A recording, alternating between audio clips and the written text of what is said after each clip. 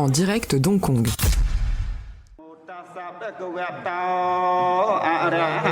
Mes grands-parents et mes 3 oncles ont disparu sous le régime Khmer Rouge au Cambodge. Où précisément, quand, comment sont-ils morts? Je n'en sais rien. Leur souvenir est resté enfermé dans une douleur enfouie.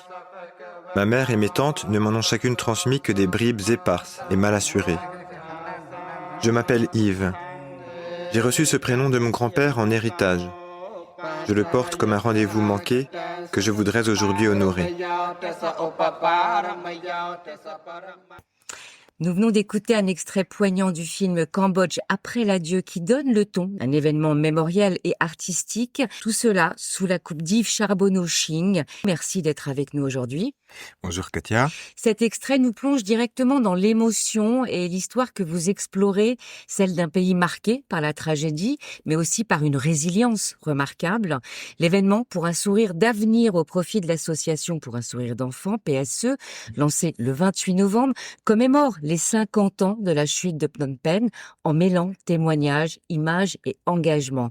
Pouvez-vous nous parler de la genèse de ce projet et de ce que représente pour vous ce mélange entre mémoire, culture et reconstruction? En 2025, on commémore les 50 années de la chute de Phnom Penh et c'est vrai que ça me paraissait important de marquer l'événement. D'autant plus que j'avais effectivement plusieurs éléments à montrer pour participer, disons, à cette commémoration.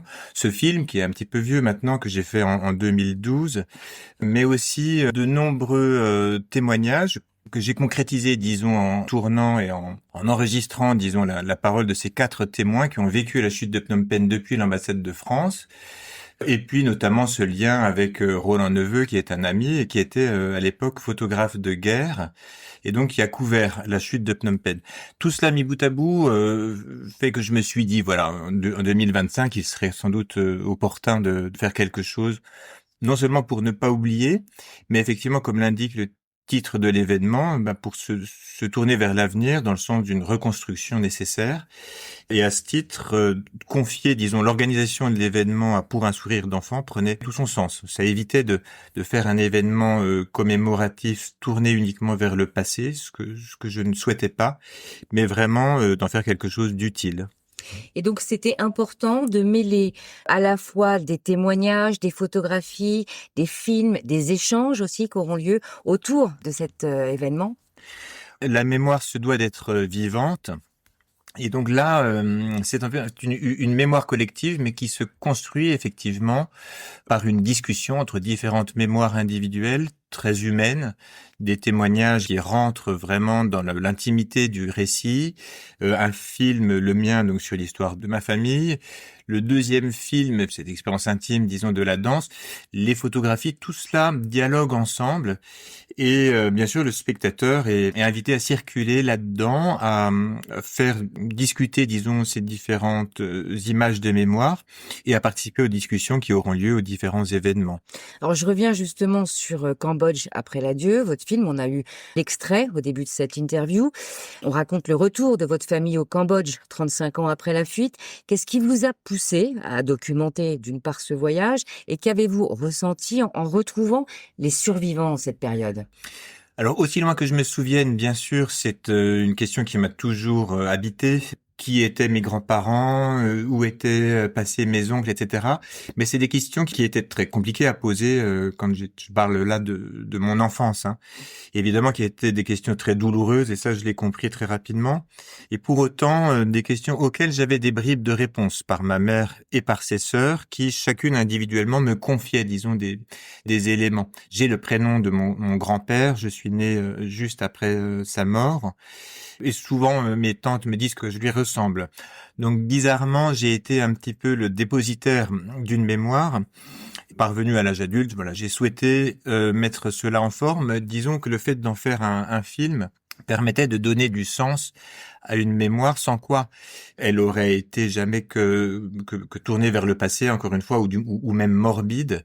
Mais là, il s'agissait vraiment d'en faire un objet qui puisse être transmis, un objet qui serait fait collectivement, toute la famille a participé. Et il se trouve qu'en plus, effectivement, c'est un projet qui a permis pas seulement de retrouver la trace des disparus, mais de retrouver la trace de survivants qu'on croyait morts. Et donc le film, c'est une sorte de road movie sur les traces du passé, sur les traces de ces personnes qui ont disparu, dont on veut essayer de comprendre l'itinéraire. Faisant ce travail, on a retrouvé un lien familial avec notamment un enfant de l'un de mes oncles qui était disparu. Et donc c'est une famille qui se recrée, qui retisse du lien avec son passé, avec ses membres et puis finalement avec tout un pays. Vous parlez de refaire le puzzle du Cambodge après le génocide. En quoi, justement, la résilience des survivants et la transmission de la mémoire sont-elles essentielles pour que le pays s'en sorte? Alors c'est vrai que dans le Cambodge, il y a un souci particulier. Le pire est arrivé au Cambodge, à ses habitants, mais aussi à l'identité cambodgienne, puisque quand même l'ambition des Khmers rouges, qui était vraiment extrême, c'était finalement d'éradiquer tout le passé, tout ce qui avait fait la richesse du Cambodge auparavant, et tous les détenteurs de la tradition. Je pense en fait aux intellectuels qui ont été pris pour cible de manière systématique. Donc tous les détenteurs d'une mémoire ont été ciblés par le régime. Et j'ai trouvé que spécifiquement dans ce cas-là, le travail de préserver la mémoire avait un goût de revanche par rapport à l'oubli dans lequel les Khmers rouges ont failli jeter le pays. Et d'une certaine manière, ils sont parvenus en grande partie. Que ce pays retrouve, disons, sa culture, c'est un aspect assez essentiel de notre événement. Dans le film de Xavier de Lausanne, il s'agit de la tradition du ballet royal, qui est une tradition qui fait l'ADN du pays.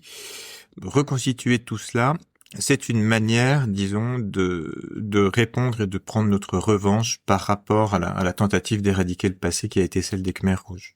Pourquoi la préservation de la culture cambodgienne a été un acte de résistance un peu face à cette horreur? Une manière de résister à cette volonté de créer un homme nouveau chez les Khmers rouges. C'est une manière de réinsérer, disons, le Cambodge dans son histoire, et faire revivre cette culture qui était vive, qui faisait vraiment du Cambodge une des perles, disons, de l'Asie du Sud-Est. Voilà, c'est la mission, notamment pour un sourire d'enfant. Ouais, donc on fait le lien effectivement avec PSE, qui pour vous, aujourd'hui, est ce symbole de reconstruction, de renaissance du Cambodge. Alors pour un sourire d'enfant, c'est une association effectivement qui est très solidement implantée et qui a eu un impact absolument considérable. Partant d'une décharge aux alentours de Phnom Penh, ce sont des milliers d'enfants qui ont été sauvés de la misère et qui constitue encore aujourd'hui la force vive de l'association, tant et si bien que cette association est dirigée désormais par l'une de ses enfants. D'autres associations opèrent au Cambodge. Je pense notamment à Accueil Cambodgien, qui est l'association fondée par le père Berger, qui fait partie des témoignages que j'ai pu recueillir. Donc, quantité d'associations qui œuvrent, dans le domaine de l'éducation, dans le domaine de l'enfance, parce qu'évidemment, c'est là que se trouve l'avenir du Cambodge. Donc, selon vous, des initiatives qui vont allier art, mémoire, solidarité, peuvent aider le Cambodge non seulement à se reconstruire, mais aussi à regarder vers l'avenir. Oui, tout à fait. Alors, bien sûr, ça s'insère dans quantité d'autres besoins que le pays a. En tout cas, nous, c'est notre contribution, l'éducation, la culture, parce que d'une certaine manière, cette culture, elle a pu être préservée le plus souvent par ces Cambodgiens de l'exil. Et dans notre événement, c'est vrai qu'on a choisi une perspective très française. Bon, d'une part parce que il y a eu cet épisode autour de l'ambassade de France qui a été donc pendant 3 semaines cernée, disons, par les Khmers rouges, dans l'inquiétude la plus totale. Les gens qui étaient enfermés donc dans cette ambassade, donc des étrangers, ne savaient pas quel sort leur serait réservé. Mais disons que tous ces gens-là, et en particulier les 4 témoins, ont chacun mis dans leur valise une partie, disons, du Cambodge d'avant. Et chacun d'entre eux, là encore à leur manière, l'ont restitué. À travers des associations, à travers des livres, des images, des photographies, des actions caritatives. Tous ces détenteurs d'une petite partie du Cambodge d'avant le restituent et participent, disons, à la reconstruction ici culturelle du pays.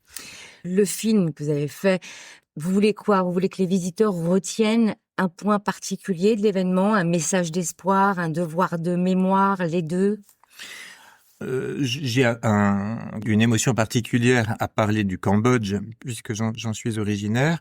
Et donc, bien sûr, le message, c'est d'abord par rapport à ce petit pays, modeste évidemment, mais dont la tragédie, voilà, on a envie d'en parler. Elle dit certainement beaucoup de choses au-delà du seul Cambodge. Par ailleurs, il y a, disons, ce souci de donner une approche très humaine par le récit intime, disons, qui a, je pense, quand même une vocation plutôt universelle. Comme vous l'avez dit, sur la nécessité de ne pas oublier.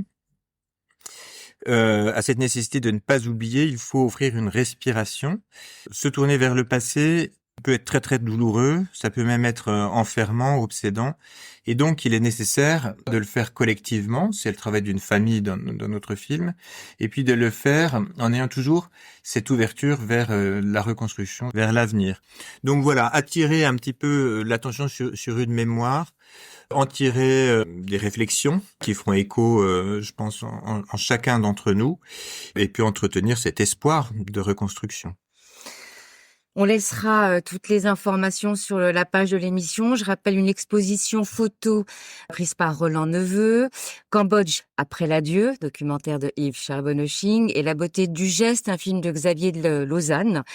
Les lieux pour les projections seront Quarry Bay, Jordan. Vous aurez toutes les informations sur la page de l'émission. Merci beaucoup Yves. Merci beaucoup Katia, merci pour votre accueil. C'était lesfrançais.press.